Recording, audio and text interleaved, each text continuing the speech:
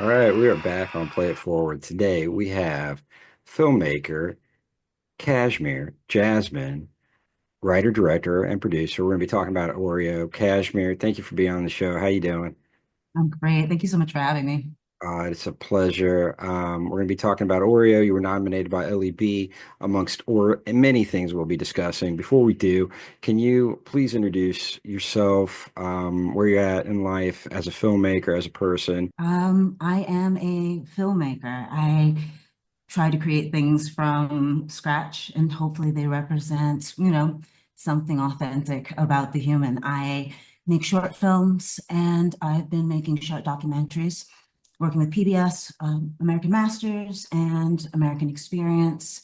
We just won a Webby. And hopefully, I'm just creating work that continues to focus on providing some representation for marginalized communities. And yeah, I think that's me right now. Cool. That's awesome. It's great that you're keeping busy and it sounds like you've got a lot going on and things are flowing for you. Congrats. As far as Oreo, can you set it up, the short, and introduce it and we'll dive in. Well, it's a series of vignettes about four women of color who are kind of trying to find themselves and where they fit in a larger society.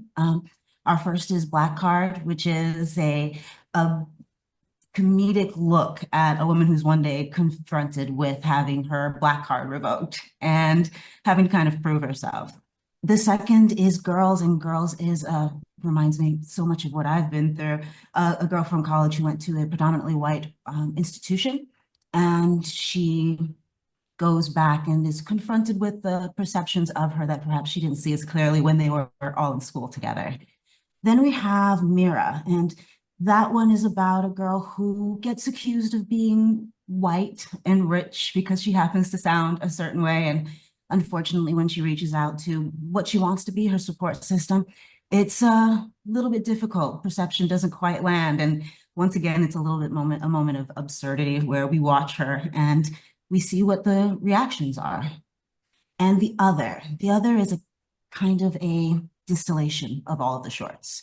It's my current perspective on this feeling of isolation and feeling like an outsider perpetually, and how that the individual might be the one at this point putting the walls up. And we depict that through a woman speaking to her therapist, who is also in the presence of her um, demon protector, her everything, the physical manifestation of all of that insecurity, that tries to convince her that she's here to protect her. And it's a conflict of does she want to be in the end?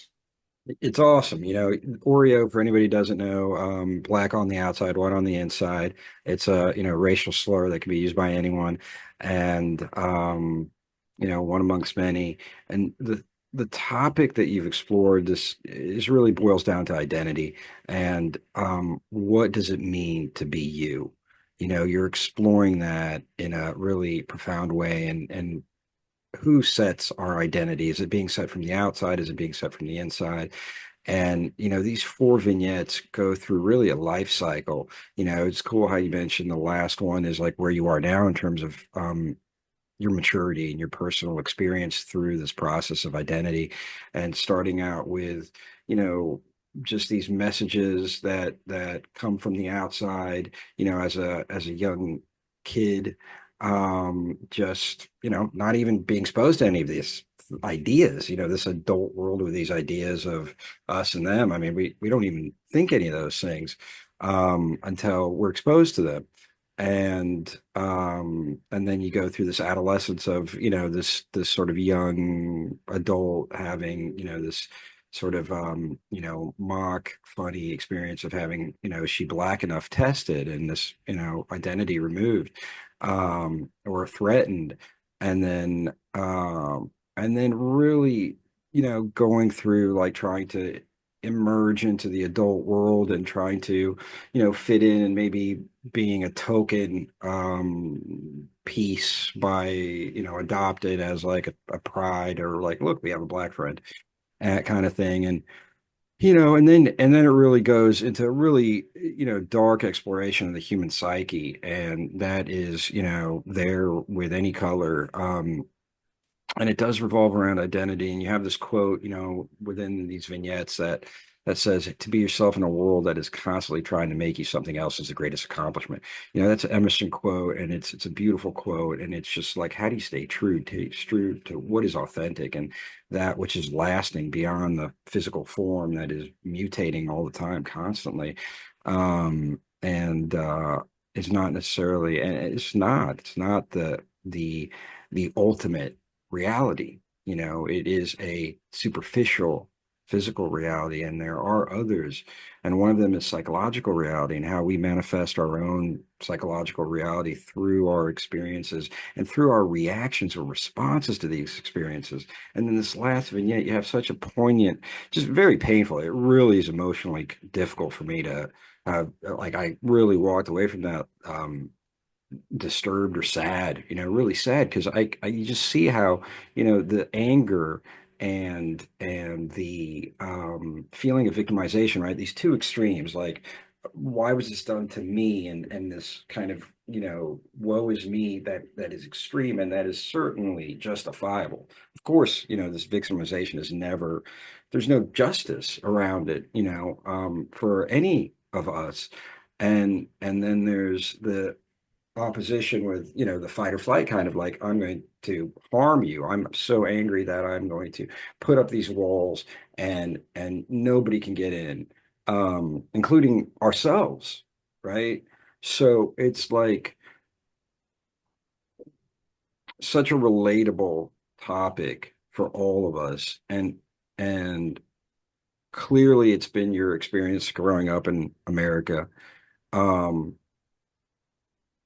And what has motivated you to want to tackle this subject, and especially in the way you did? Where do you think your inspiration, that driving force to put in, the energy and the effort that it takes to create a short film, where's that drive, inspiration, love, passion coming from for you for this film?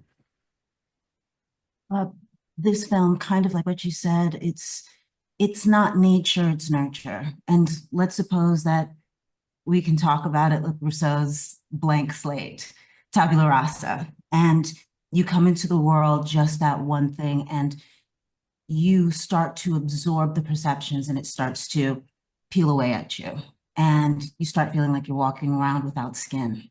And by the end, in that last short, Oreo, her protection comes from something that will eventually harm her and keep her from growing and keeping her from realizing that the way out or the way to the other side is through.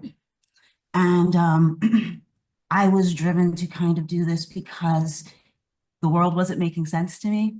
And it's beautiful because as I started to show it, and my community from the disability community started to see it, it was a really gentle poke, like, this sounds a little bit like, maybe hypersensitivity, or maybe, rejection sensitivity. And have you thought about this? Why is this huge? Why does this feel so big? But I just finished this short for American Experience, and it's discussion of the cut curb effect. And the cut curb effect is Cut basically curb. cut curb effect. And basically it's simply the creation of those small ramps that are on every one of our sidewalks. Angela Glover Blackwell said that when we build things for our marginalized communities, we all benefit. And so for me, I felt strongly now in retrospect that kind of this discussion of this sensitivity, as someone who might be marginalized, if the world kind of saw it from those tiny microaggressions that killed via paper cut, it might be it might evoke awareness, empathy, but I never wanted to take away the responsibility of the individual to also understand, comprehend, and understand, know that it's going to be a responsibility to understand that getting through this is really what's beneficial, regardless of what the pain is, and facing that is really the only way to the other side. Yeah, that's beautiful. Thank you. I totally appreciate how, when the world doesn't make sense, you work to find your meaning in it. You work to find your purpose through it. And the idea of this um, point of tension or conflict or pain or suffering that you've experienced as a means through to a greater awareness, a freedom to experience yourself in a greater way. I mean, that's everything. That's taking um, this pain and turning it into grace and creating those curbs where you and the next person and the next person can share an easy passage into something, more holistic. And the meaning, what is, really in terms of where you're at in your life and this exploration, deep exploration that you've undertaken into this subject and lived it yourself now, you're viewing it, you're viewing the film, you're viewing your own life and relationship. How do you define yourself? What does it mean to be you? Mm. I don't underestimate how this is still a journey for me. Sure, Like sure. I'm You're not still done. figuring this out. I'm still figuring this out. It doesn't, But just I will at the say, moment. I will say right now, I'm gonna sound hokey a bit, but um uh, Plato did talk about the perception of like what is the beautiful, and the beautiful exists as this pure thing outside of yourself. And the goal is not to necessarily reach it, but it is your journey towards it. And that literally is just following your gut instinct with grace for yourself and with a dedication and abandon. Mm, We see it even in the Bible. It's seek my face. It's not necessarily become one with the Lord, but there is divinity in that journey. yeah. And I think hopefully with that, I can continue to tell stories that feel as authentic, and don't think it's not a struggle. It's, getting money means you have to like listen to what everybody else is saying about what your vision is. And but as long as I kind of have my eyes set on that North Star, you hope you can get close to really representing something bigger than ourselves, something that something that brings us all together too. That would be amazing. I hear a lot of inspiring information in that, and thank you for sharing that. I love how you said dedication and abandon. There is both a surrender and a commitment that is faith. And that's what I hear in what you're saying. I hear there's a faith, that there is a pureness, there is a beauty. And I would offer that it is both outside and inside, and our inside, and I'm sure you know that, your inside, that faith is what helps you resonate with it. Oh yeah, here I'm, this is where I'm supposed to be, this is the place of beauty, and it usually equals truth, right? Truth is beauty and beauty is truth, and that's all you need to know. I don't know if that was Wordsworth or Keats or whoever, but um you know uh that resonance, when we are in the place where beauty and truth for us have aligned, and that's who we are. And all of the societal, all of the things that we've been educated on, all of those micro cuts, 1,000 paper cuts that have made us so sensitive, and the walls, all that can heal and can kind of melt away, and is not the driving force of who we are and how we see ourselves.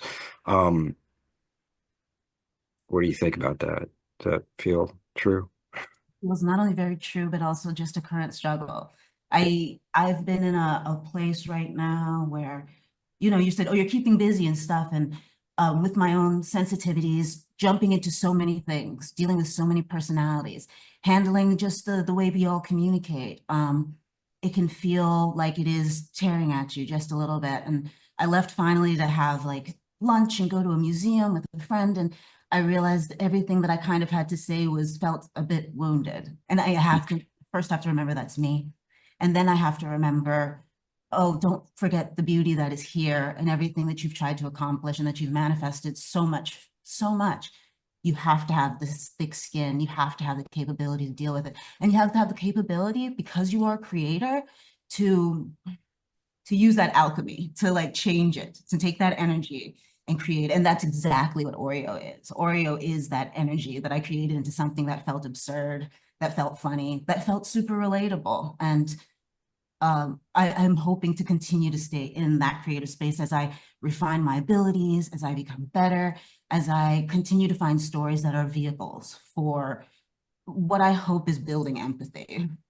Well, there's no doubt about that. As your awareness continues to grow, the ability for us as individuals to have the self-reflection to face truth and where, the responsibility falls on us to say, yeah, I could have handled that better. Or, yes, I'm in a place of, feeling hurt or triggered or feeling like you said, that you're coming from this place of like, yeah, it's them, and is essentially what I heard and saying, no, it could be me. Yeah, they're the way they are, and yet I can respond to it differently, right? And that trigger thing is so intense. I mean, I you know, we all know it, and one thing that helps me is reflecting on the maturity level, and kind of it's all a matter of maturity level, it's not a personal thing, everybody's ego is in a various state of evolution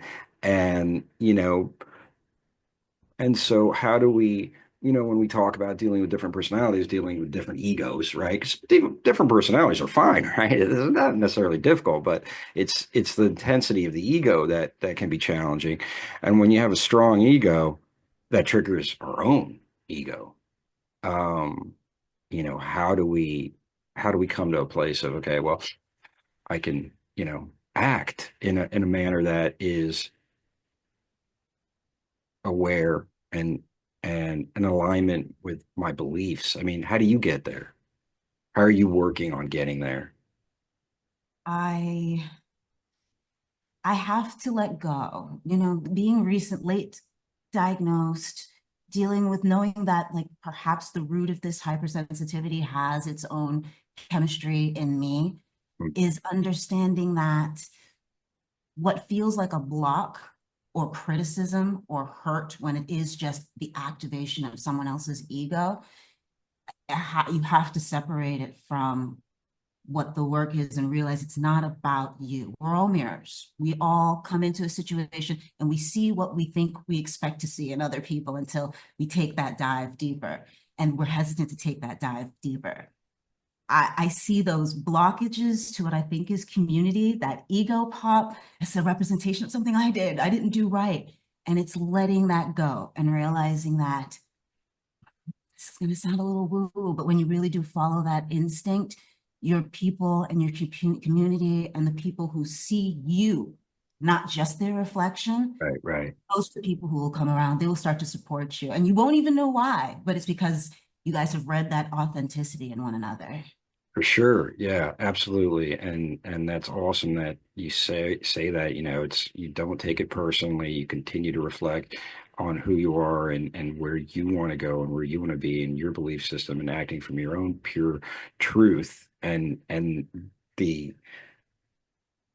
actions you take as a result of that lead you to the community where you're supported in that. Um, and it's certainly true how, our realities are a manifestation of where we are in our own lives, and it's just incrementally we build that and create that, Um, and it's just so powerful when you meet a person, and so important when you meet a person who is in a process of changing, in a process, they're like aware that, okay, it's on me to have the outcome that I want, and I can do this. And that's where I see you, and it's such a place of strength. And no doubt, there are hurdles to continue to be true to ourselves creatively or just socially, whatever circumstances it might be. And the two things that I keep coming back to, these two teachings um, are tell the truth and love everyone. Just tell the truth, tell the truth, tell the truth, and do your best to love everyone. And doing those simultaneously can be really tricky. But those two guideposts, like whenever, I find myself in a time where your mind, you can't really, you're really stimulated like emotionally, and it's really hard to respond in a more calm, natural way. If I can just capture, okay, tell the truth. Okay, love everyone. Just that little. All right. Okay, that's enough. And what I see you doing, I just thought it was so beautiful as you were talking, you're touching this necklace piece that you have. And that's the touchstone, right? That's the touchstone. Just keep going back to that purity. Cashmere, last question. Do you have anything to share? I just said a mouthful. I have to say that maybe to go back a little bit to your question of Yeah, how you're please. dealing with it, I think, I'm creating a podcast right now because through this recent diagnosis and kind of talking to friends and this struggle of dealing with it's love everyone, regardless of whether or not you're getting that love back, Yeah, and that can feel like a lot. I think it is doing this podcast hopefully will be a part of building that community. And I'm really excited. It's called Unsocialized, and we're doing our interviews now. awesome. And hopefully it'll talk about those moments, continuing this conversation of those moments when you felt so on the outside, whether because of your diagnosis, whether it was because of a misunderstanding, whether it was just the absurdity of the way that we often socialize that keeps us from becoming a community. I think it's just another opportunity to find that empathy through not just my experiences, but the incredible amount of fantastic artists that I've had the opportunity to build community with. That's awesome. Well, we will definitely share links to that podcast and look forward to more to come. Uh, last question to play it forward is since making Oreo, how have you been personally changed? That's it. Our whole conversation, 100%, has been a manifestation of putting Oreo out into the world. Absolutely. I created Oreo in a bubble of just my own psyche, and to put it out there, to get the feedback, to get the support, get the people who really resonated with it deeply. All of that, it's changing, and it's become this conversation both internally and externally, of like, oh wow, this had layers to it that maybe I didn't see at all. And um, it forced me to like confront that grief, find out what that is, and how do you get out on the other side. Yeah. And that's beautiful. I mean, it's that grief that becomes the soil for new growth. Beautiful side. Yeah. Cashmere Jasmine, filmmaker, writer, director, producer. We look forward to sharing your work, continuing to see you blossom and grow and create. Thank you so much for being on the show. You're nominated by LED. We're out. Bye, Cashmere. Thank Bye. you. It was a pleasure. Okay.